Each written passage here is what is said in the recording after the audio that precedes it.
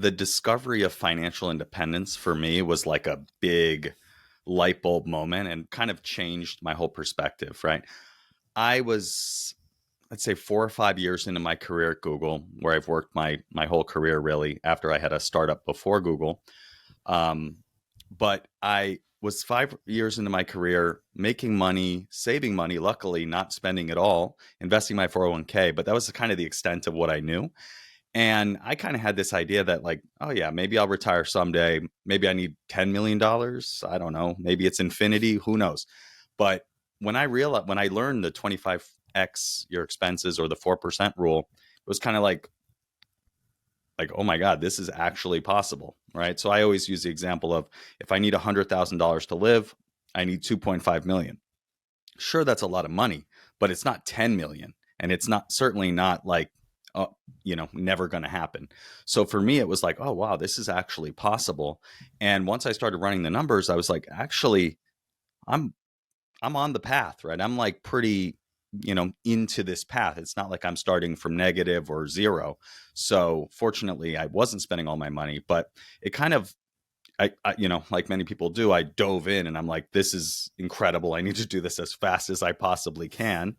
And it became my kind of sole focus, right? Kind of what I call the if only mindset. If only I can retire early, if only I can reach financial independence, then everything will be great and I'll be happy. But honestly, what I've come to learn is that's kind of a recipe for misery in a way, because it's always just out of reach. And so what I now,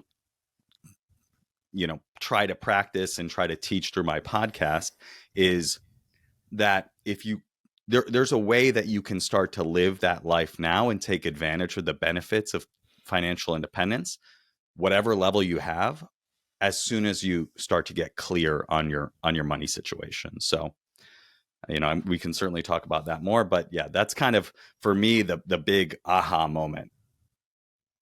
I think especially in situations where you realize it is actually attainable, you are on the path, this can be even more true. But I know in my experience, like when I first discovered financial independence and the math and started realizing like, oh, I could actually do this, it almost made things worse, because then it's kind of ignorance is bliss, right? Like if Mm, you're working your career and you think like, oh, I need to be here for 30 years, and like that's what you're kind of prepared for.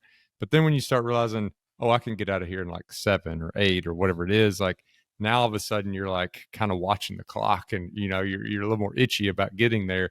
Did you find that to be true? Did you find that it almost like opening up that box made things almost worse, because now you are kind of watching the clock instead of being like, I don't know when I'm going to retire, why worry about it, it's 30 years from now. yeah, it's a really good point, and I love that you put it as ignorance is bliss, right? Because it kind of is, right? And it's fun, as you're saying that, I'm thinking like this is kind of true in mindfulness as well, right? Like if and I think what it really comes down to is awareness, right? When you don't have awareness, you're just, you're ignorant of the situation. You're just kind of going through the motions. But once you have awareness, now it's like, oh wait, there's actually some things, some stories I'm telling myself that are not so useful. So I did have that experience. Interestingly, I was already doing the if only mindset before, in with regards to entrepreneurship, right? So my idea, I said I had a startup before I went to Google, and that was just a project that was basically like helping people find out what's going on in the college town, making plans more easily with their friends, stuff like that. But that was my goal. That was my dream, was to be an entrepreneur. And it was very much, if only I can be an entrepreneur, then I'll be happy. So I get it. What should have been my dream job, let me say, I got what my dream job. I love this editing, right? This is great. Um, so then I get to Google, which is my dream job, right? I was only open to working at two companies, Apple and Google. Didn't really know about working at either, but those are the companies that I was admiring. And I was very into tech and all that when I was in college, obviously having a tech startup. So I said, okay, look, I'll consider it. And I ended up getting a job at Google and moving to California.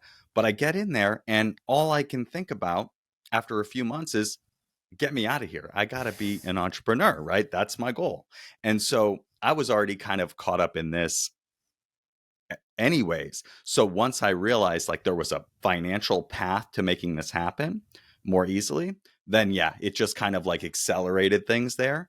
And yeah, I've had, my fair share of uh, challenging moments due to these stories that I was telling myself. Like for instance, I nearly envisioned myself out of a job, came within 30 days of losing my job at Google because I was convinced that I needed to leave Google and be an entrepreneur to be happy and successful. I'm curious, why take the job at Google in the first place? I find that a lot of folks who have startups in or right out of college, they don't usually want to go down that corporate path. So what made you do that? What made you make that decision? That's a good question. I mean, I wasn't making any money, so that That'll was do it. Yeah. That'll do the it. idea of actually making some money was pretty enticing. Um, but I saw it as a path to moving to Silicon Valley, getting involved in the startup community, like the real startup community, right? I was in Gainesville, Florida, which, is great. Had, a little bit of a startup community, but I saw it as, okay, I'll go to Google, I'll learn some things, meet some people, get involved in the community, and then I'll leave after a couple of years and start my company. Here I am 13 years later, and I have done quite a bit of entrepreneurship, but I'm still working full time. And as I said, I've had these ups and downs where it's like, I've got to go do this. Um, but yeah, that's a really good question. But I really saw it as a stepping stone. Earlier, you were talking about how you were already in that if only mindset even before, and then maybe that even increased after learning about financial independence. So that's the problem. Like, what's Yeah. the cure for that? What's the solve for that? So if our stories create our reality, we first need to bring awareness to those stories. And that's really what mindfulness allows you to do, right? So for me, I had all these stories going in my mind from I need to leave Google to the I'm not good enough or I'm not doing enough or whatever. We all have these stories that we kind of have practiced subconsciously for years and years and have gotten us the results that we want. And it wasn't until I started practicing mindfulness through meditation that I kind of allowed my mind to settle a little bit and started to pay attention with mindfulness, or as I call it, or the way I think about it is it's a kind, curious awareness, right? Towards myself and whatever's arising, right? Because these are just thoughts that we take them to be true, but they're really just thoughts, mental events. And so mindfulness allows us to start to become aware of, oh, there's that story again. There's that story that I need to leave Google or whatever it is. And what I've really come to notice in the last, I'd say, like, this was a big realization for me last year. I mean, I've been meditating for like 10 years, but this realization came last year where it was like, I say I want all these things. I say, if only I could be an entrepreneur, if only I could teach mindfulness and get paid for it, then I'll be happy. But if I'm willing and, if I'm willing to shift my attention just a little bit, I can start to pay attention to all the ways that this is already true, right? And so, for instance, I've been building businesses the whole time, right? So I am an entrepreneur. I might not be a full-time entrepreneur, but I am an entrepreneur. I also get paid to teach mindfulness. I've trained over 2,500 Googlers around the world in emotional intelligence, mindfulness, envisioning, all these things. I've developed my own courses, right? Like, so I'm able to do these things that I say that are out there. I'm already doing them. And so to summarize, Justin, it's really awareness and choosing to pay attention and bring a sense of appreciation and gratitude to the ways that these things are already true, whether they're big ways or small ways. And the power of our brain and envisioning really, as we start to pay attention more and more to those and start to practice those stories, we actually start to get more of what we actually say we want. And so I think a big thing that a lot of people struggle with in the FI community is the moving goalposts. And it's usually money related, whether that's an income Mm. goal or a net worth goal or a nest egg invested in the stock market goal.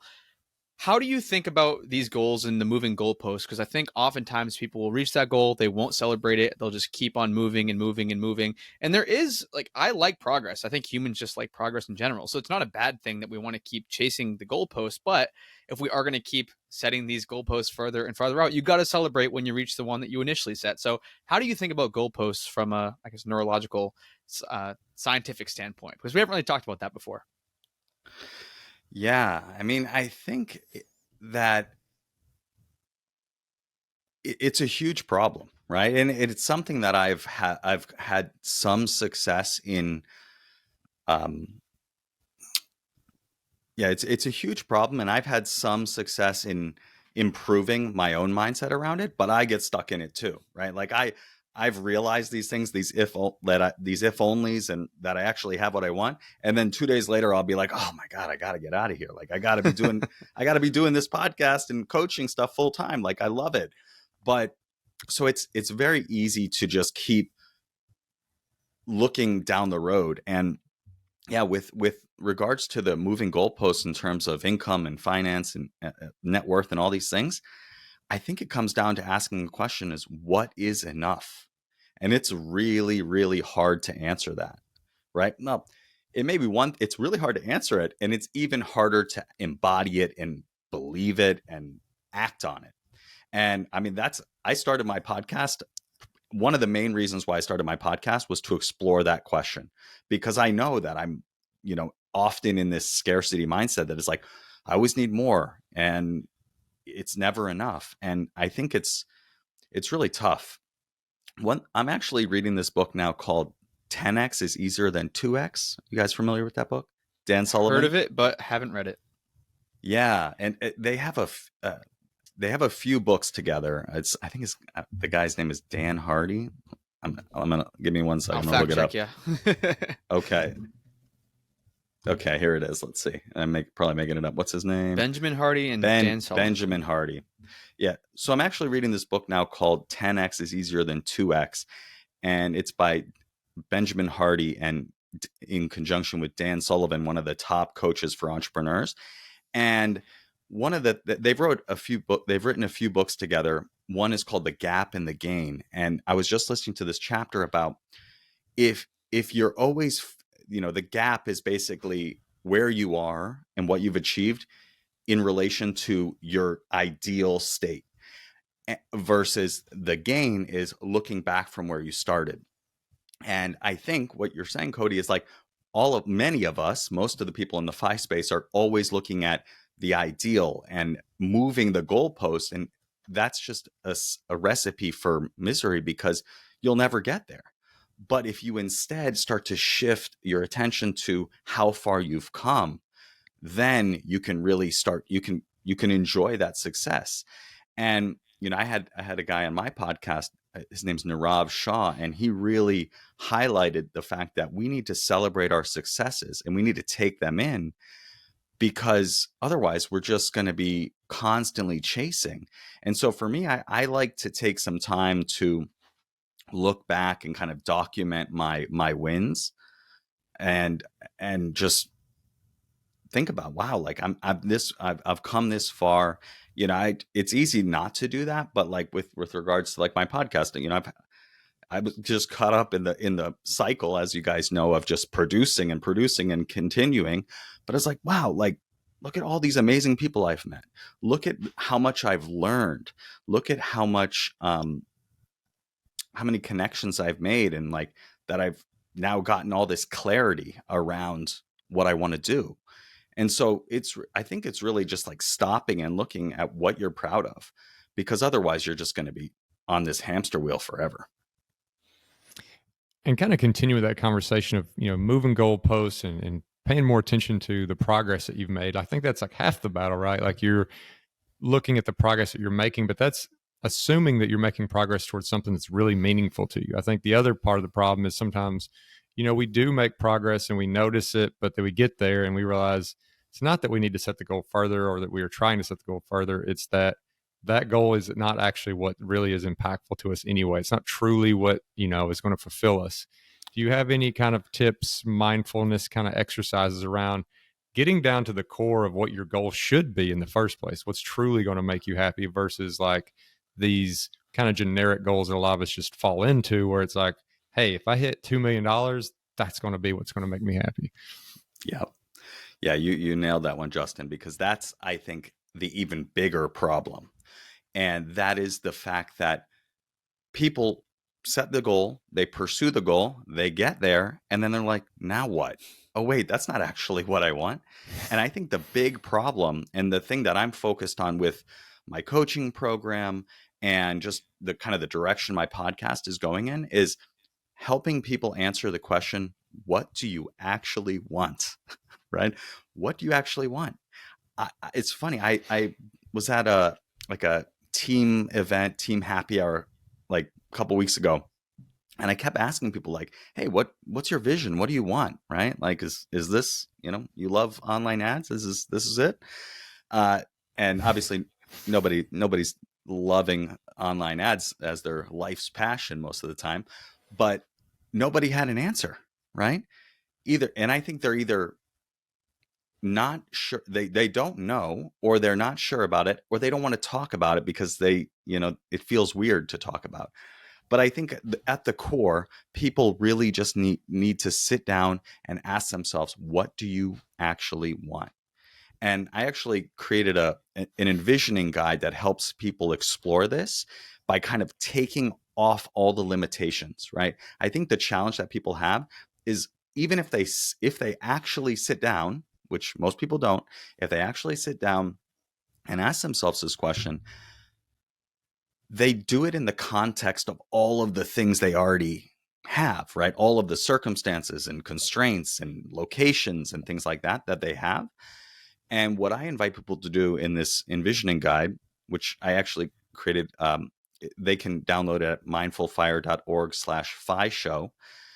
Then I asked them to remove all the limitations, right? If anything was possible, what would your life look like 5 years into the future, right? Setting aside everything that's rational and reasonable, what would it look like? And I think another problem is that people think that, like, once they decide, that's it. It's forever. It's set in stone. I sometimes feel that way, and it keeps me from doing things. But I think holding it lightly and kind of playing with it.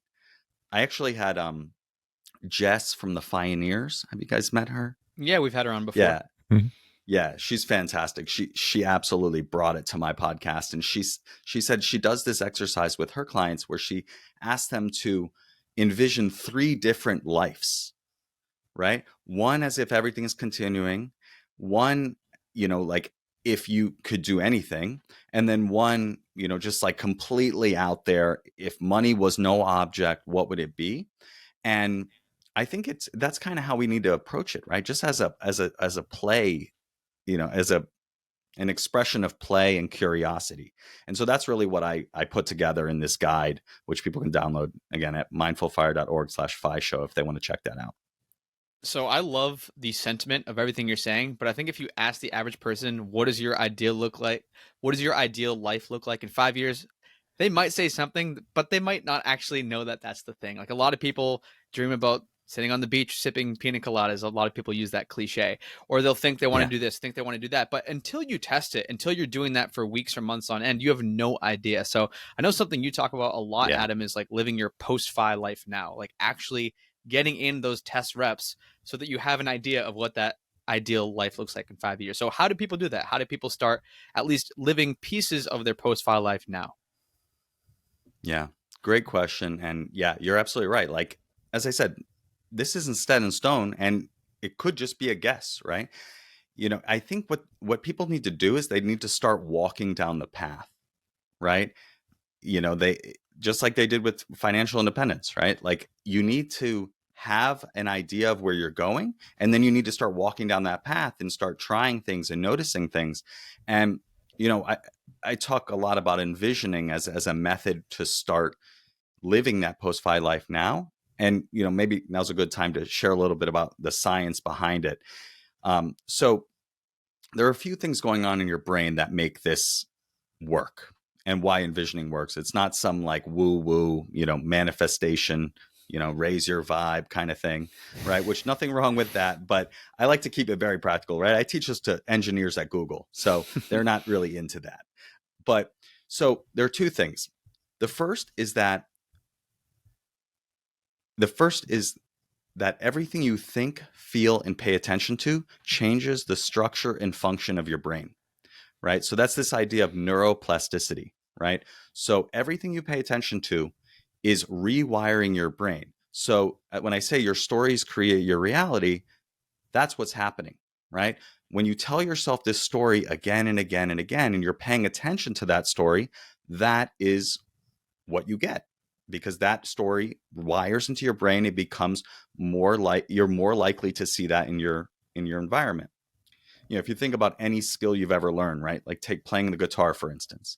At first, everything's unnatural, right? Holding the guitar feels weird. The sounds make no sense. Certainly you can't read music, right? As you practice more and more, those things become easier. And that's because of neuroplasticity. Those motor skills, cognitive skills, auditory skills are becoming wired into your brain. So that's the first thing. Everything you think, feel, and pay attention to changes the structure and function of your brain. Now, the second thing is related.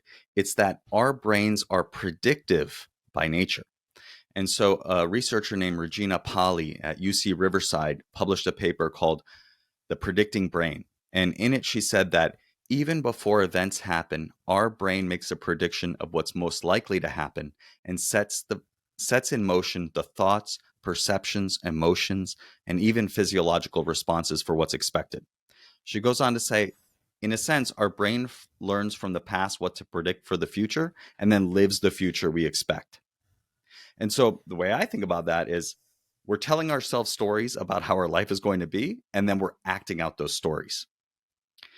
And so putting these two things together, everything we've paid attention to in the past is like, I think of it as like planting seeds in our mind, right? Every time we tell ourselves a story, it's like we're planting or watering that seed, and that's what grows. And then we predict more of that in the future. And so envisioning is all about, one, becoming aware of what those stories are using mindfulness. It helps us to become aware. And envisioning is really choosing a new story and then planting the seeds associated with that story so that you get more of what you want. To come back to your question, Cody, like, how do people actually start living their post-FI life now? It's getting clear on what they actually want and then practicing the stories and the thoughts and the mindsets and beliefs through like affirmations or journaling or visualization in their mind to kind of plant those seeds in their mind. And that will make them more available and aware to opportunities to move towards that vision. And very importantly, talking about your vision is incredibly, incredibly important because two reasons. Number one, it makes it more clear for you because you have to put it in words that make sense to somebody else. And it also makes other people aware of your vision. So now their predicting brain will go to work. And when they come across opportunities that are aligned with your vision, they'll let you know, right? That's how I got this job after I envisioned myself out of a job at Google. I had been talking about my vision to other people. And so when an opportunity came up, they let me know. Right. And then the other one is mini experiments. Right. So starting to take little things and move towards it. So for instance, I'm like obsessed with surfing now. Surfing shows, really. I don't know if you guys have seen the show 100-Foot Wave. No. It's amazing. It's these surfers surfing like 80 to like 60, 80, 100-foot waves in Nazaré, Portugal, and just like filmed over 10-year period from like 2010 to into COVID. Absolutely wild show. And like, I'm like, I got to be out there. I got to be surfing, not big waves. Like I'm talking about like 3-foot waves. But this Wednesday, I have a surf lesson. right? So I'm like, let me try that, right? Like it's such a low barrier, but I'm going to learn. Do I like this? Do I want to do more of it? And so I think that's kind of how I'm going to start walking down the path. So, Adam, we've been obviously talking a lot about mindfulness. I mean, that's your expertise. And we've had a lot of guests on the show who will talk about how really it is the mindfulness that is more important than any of the math or statistics or modeling that you might go through. And finance is a very intimidating topic because of the math, but really at its core, like getting to retirement, the math is fairly simple. Like everyone can argue around the stuff on the fringes, but at its core, it's fairly simple. And I know me and Cody believe that as well, that mindfulness is and the mindset is what is the most important part. Why do you think that's true? And what are some of the ways in which, it shows that, hey, like mindset is actually more important than your financial understanding of your path to financial independence? Yeah. Yeah. I agree completely. Right. And I think for me, what the most important part of this journey is self-awareness, and mindfulness helps you to build self-awareness, right? Because if you don't have self-awareness, you don't have an answer to the question, what do I actually want?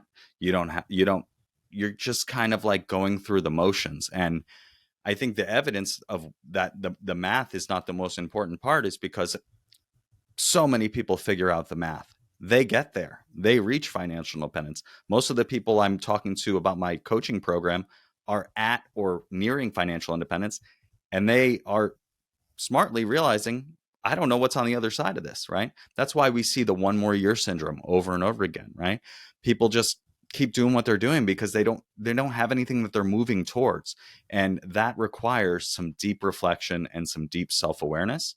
And mindfulness is a tool to help you build that self-awareness by bringing a kind, curious attention and awareness to what's going on in your mind and your body and in your life as a more macro level. So I'm going to step into the negative for a second. I want you to correct me if I'm wrong, because you definitely know more of the science. But when you were talking all about the neuroplasticity and how, like, I'm not a huge manifester or vision board guy, but I think just either saying that out loud, having it on a piece of paper, like, it makes it more likely to be true because it's just something that your brain is associating with. Like, I want to become a millionaire. Like, you're more likely, if you're saying that out loud, you're manifesting it, you have it on your desktop, like, homepage as a screensaver. I think that stuff does work. And I think it's because of this neuroplasticity thing. But I also think, and I just want to highlight this for listeners, this can also be a negative thing. Like, if you're someone who is constantly saying like victim mindset phrases, like, I can't do this, I'm bad at math, I'm not good at saving, I think that's really, really harmful. And I think I see a lot of people caught in these negative loops, like these negative mindset loops, where they're saying these things out loud, they're believing these things about themselves. And unfortunately, like with the neuroplasticity thing, they're not able to get ahead because they're just trapped in this cyclical victim mindset. So correct me if I'm wrong, Adam, but I think that's something I see so much in the average person I'm trying to, turn over to the dark side of fire. The light side, dude. Yeah. The light side. No correction necessary, man. Like, yes, that is exactly what I'm talking about. That is exactly what I experienced. And we're all doing it, right? Some of us are more aware of it and doing it less, but most of us, if not all of us, have these negative stories that we're telling ourselves, but some are more at the surface, right? Yeah, you hear people all the time saying, "Oh, I could never do that," or I have the worst luck, right? This always happens to me. And guess what happens? It always happens to them, yeah. Right? Because they're moving towards it, right? They're acting out that story. And, when I envisioned myself out of a job, I was telling myself this story, both internally and to anyone who would listen, that I need to leave Google and be an entrepreneur to be successful. Around that time, I was like, I had envisioned myself into this dream job where I was teaching user experience to publishers. And I was also pursuing my entrepreneurship goal on the outside, trying to build a SaaS company, software as a service company. And I was telling myself that, okay, I'm going to leave Google. I'm going to build this business and I'm going to leave Google. Success equals leaving Google. And I took it a step further, guys. I said to anyone who would listen, if I get promoted at Google again, I have failed. I can't make this stuff up. Like, I didn't realize it at the time how ridiculous that sounds. But guess what I got? Promotion. 9 months into my job. What'd you say? I said promotion. Yeah, no, unfortunately not. The opposite. 9 months into my job, my boss calls me into his office. He sits me down and he says, "Hey, Adam, your job's been eliminated. We're killing the team, and you have a few months to find a new job." Right? Not the best news, I would say. But then, when I look back on that, I got exactly what I asked for.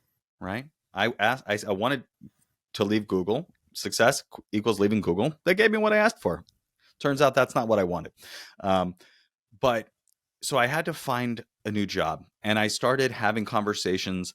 And despite many good interviews internally and externally, I got 30 days before the deadline, and I had a total of 0 job offers. And I started freaking out. And I realized that whatever I was doing wasn't working, and I would need to change my mindset if I was going to overcome this. And so I started to practice. I mentioned affirmations before. I practiced envisioning. I got clear on what do I actually want.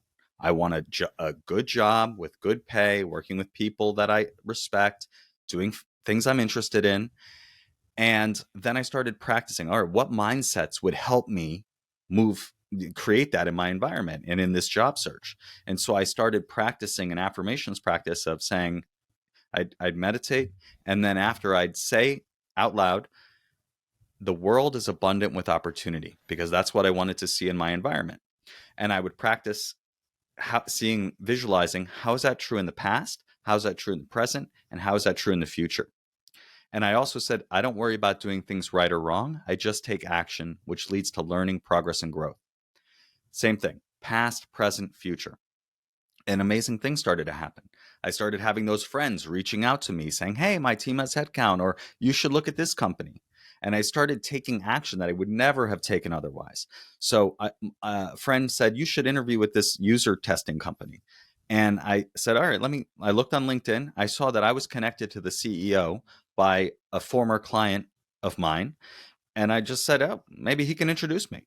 I would never have done that in the past. So he introduced me to the CEO. Next thing you know, I'm talking to the CEO. The CEO refers me to COO. And then they basically tell the hiring manager, hey, you should hire this guy. And I finished that 30 days with 2 job offers, one internal, one external. I took the internal one. But, this isn't like magic, right? Like, this is me planting seeds in my mind, giving my brain evidence of how this was true in the past. And then I start to see it in my environment. And because I'm ready and primed to see it, I start moving towards it. I start taking action on the things that are showing up in my experience. And I ended up overcoming that situation. I think so often in life, we'll have a bad situation and we look back on it, or what we think is a bad situation, and we look back on it and it turns out to be one of the most pivotal, best things ever happened to us. We wouldn't trade it for anything in the world. And then also on this journey towards financial independence, I think a lot of people on this journey who do it successfully have this natural resourcefulness, whether it be from a mindset standpoint or a material standpoint, being able to take something that could be perceived as negative and turn it into an advantage. And I'm just curious what your thoughts are around that, around resiliency and around how to not get bogged down when something doesn't necessarily go your way, and trying to think through, how can I actually take this situation and make it an opportunity?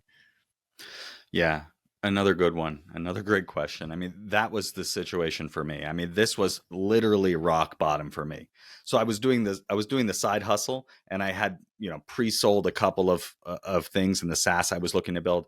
That crashed and burned. I realized, wait, actually this already exists. So both of these things kept crashing down at the same time. So, but looking back on that was the best thing that ever happened to me, right? All of this stuff, this conversation we're having now, this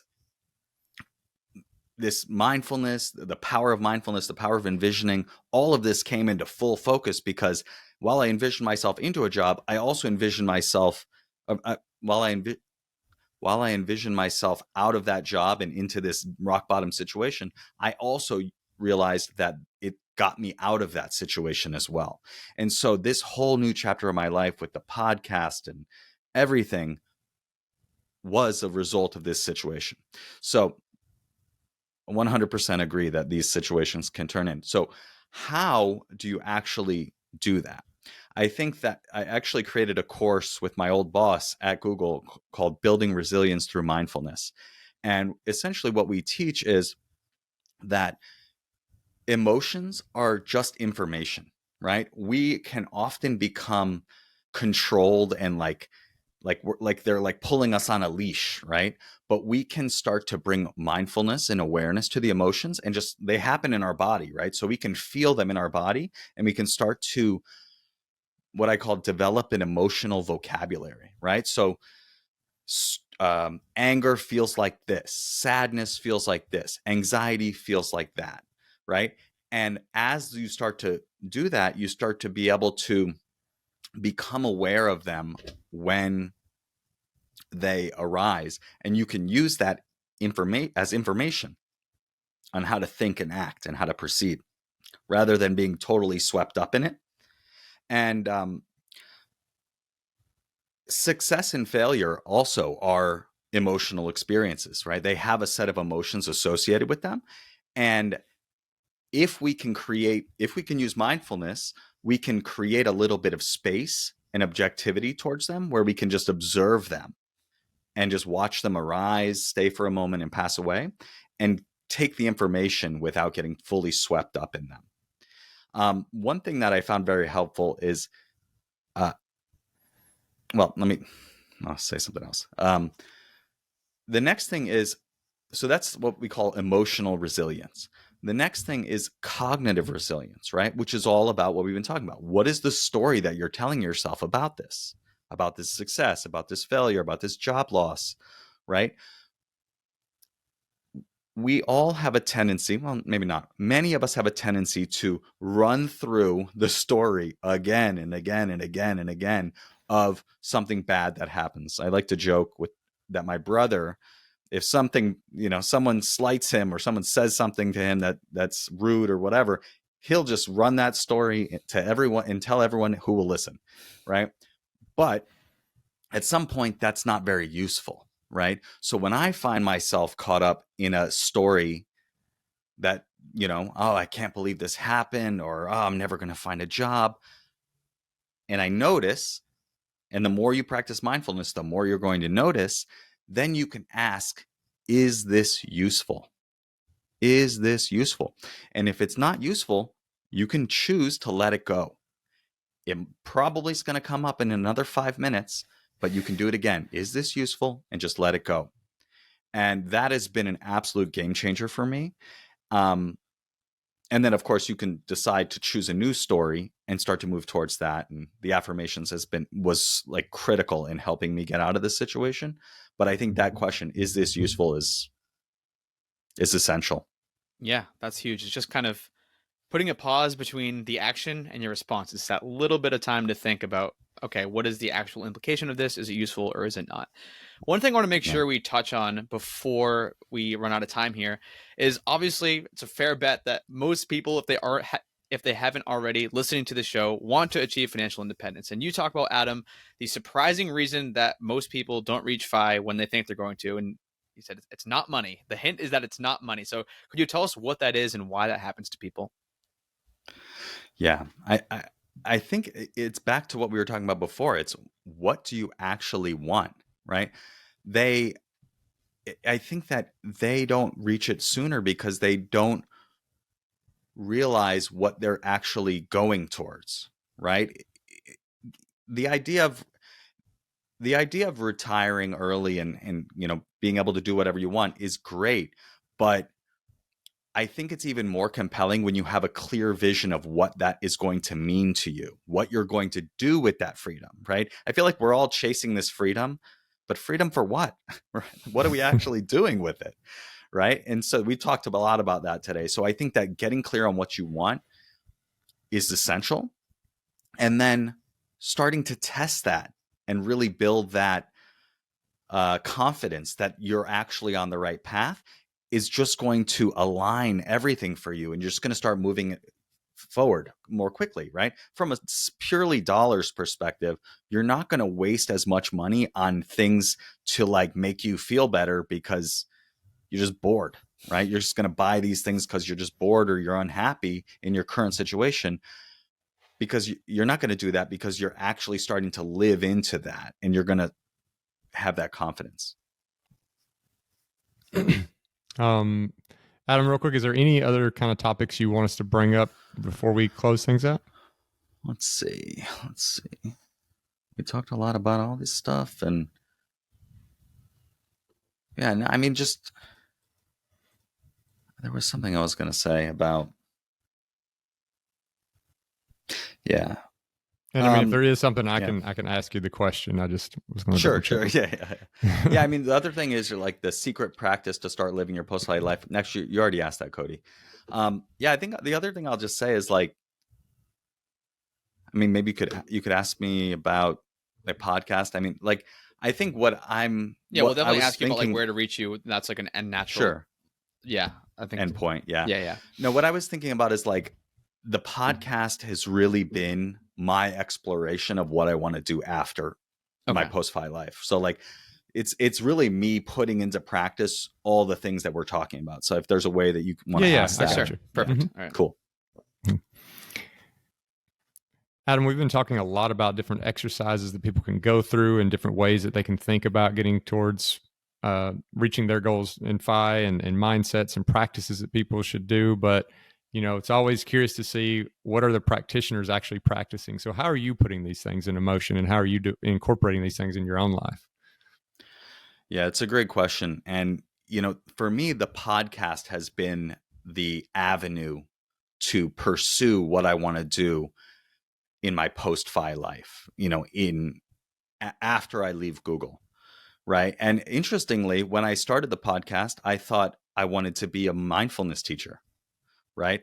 And so the first few guests on my podcast are mindfulness teachers. And I was like, what's it like? What do you actually do? Do you make any money?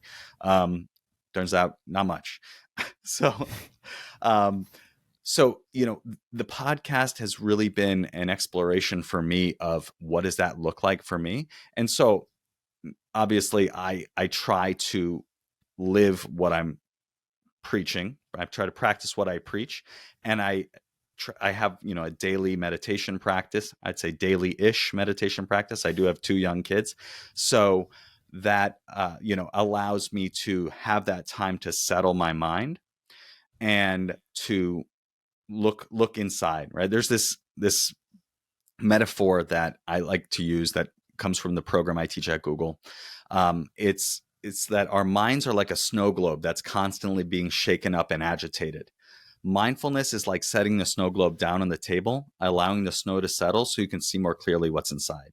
So I try to practice that regularly. Journaling is another huge one that I try to practice regularly, because just getting what's in your head out of your head onto paper, one, just feels great and brings such a level of clarity, because now it's really hard to work with things in your head if they're just, they're kind of like grasping at clouds. But if you get it out of your head onto paper, you can work with it a little bit more clearly. So I try to bring these things together. And then you guys know this, like the podcast is an amazing way to explore these concepts, because you get to talk to awesome people. I like to say it's a life hack. You guys know 95% of the people you invite on a podcast are going to say yes. Have you guys experienced that? Yeah, I mean, I think you definitely get access to people who wouldn't probably just like jump on a Zoom call with you for no good reason. Yes, exactly. That's what I mean. So, between that and just like this, exploring these concepts for myself and actually talking about them with people, it becomes more clear in my mind. And it has allowed me to start to build this business around these things that I love, and to kind of build the foundation that I want to move towards after, right? I don't want to sit on the beach and drink pina coladas all day. In my post-FI life, I want to build a business and be an entrepreneur, but I want to do it in a way that I don't have to worry about putting food on the table for my family, right? And so that's my vision for FI. And so I've started to practice these things little by little through the podcast. and also at work. And I joke, it's like I have my on the job side hustle and my off the job side hustle. And, developing these programs and teaching envisioning workshops for teams within Google and with clients. All of these things are a way for me to start to practice these things that I want to do after, and really to figure out, do I actually want that or not? It's like they're all my mini experiments. Love that. Well, it's been an absolute pleasure having you on, Adam. I'm glad our mutual friend Amy Minkley, back on episode 216 is when we had her on, if you want to check that one out. I'm glad she introduced us. She said you'd be an awesome guest, and you were. And for those who enjoy hearing you talk, I know you have your own podcast. You have the cheat sheet that our listeners can download. Where can they get all that stuff, and where do you want to direct people? Yeah, definitely. Thank you so much for having me, guys. It's an absolute pleasure. I'm so glad Amy introduced us.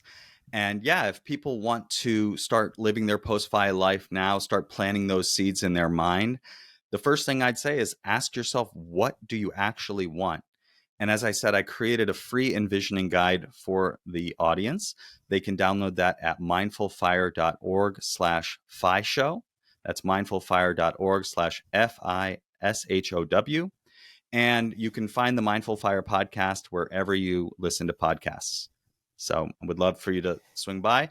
And yeah, if you want to reach me, you can find me on LinkedIn. I'm always chatting with people on there. So feel free to reach out with any questions or if I can support you in any way. Adam, I also want to thank you for giving us some time. It's a very important topic. And a lot of times I know we can get into the weeds and get solely focused on the numbers, but it's good to kind of pull ourselves out of that and make sure that we're heading in the right direction in the first place and our mind's in the right place. Yeah, it's a pleasure to be here with you guys. Thanks again.